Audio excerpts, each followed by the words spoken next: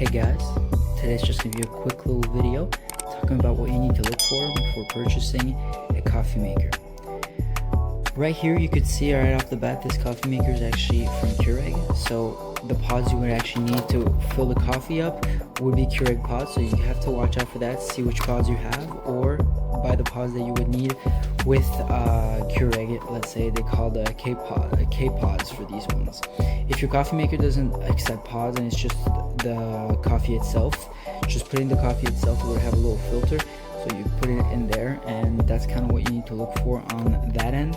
This one you want to look if depending on your coffee needs, if you want different modes, different ounces, if you want a latte. This one's strong. You could also put a shot, so you won't do a full coffee, just a shot of coffee.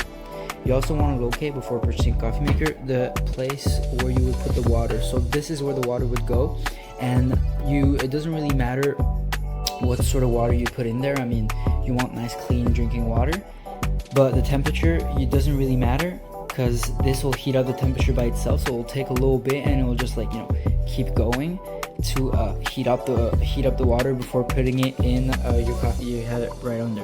Another thing you want to look for, kind of these defensive grills right here. That way if you spill, it's going to spill in there and not on your table, so you won't have sticky coffee. If let's say you want to put sugar, if you want to put latte, you won't have that on the table. So that's another thing to look for.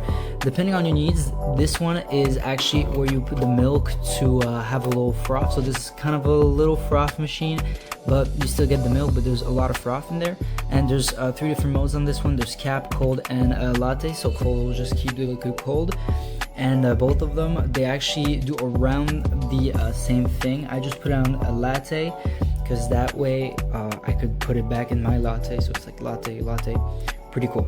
You want to see here, there's a little cover, and you know it's a froth machine since you can see these little wheels here on the bottom, which is a really good indication.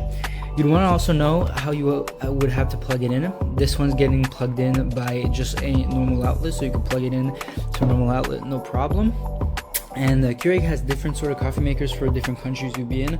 So if you're in Europe, you'd have different sort of a different connector. If you're in the United Kingdom, different connector. Australia, all these things. So I don't have much more to say about this, all the key factors you need to know before buying a coffee maker.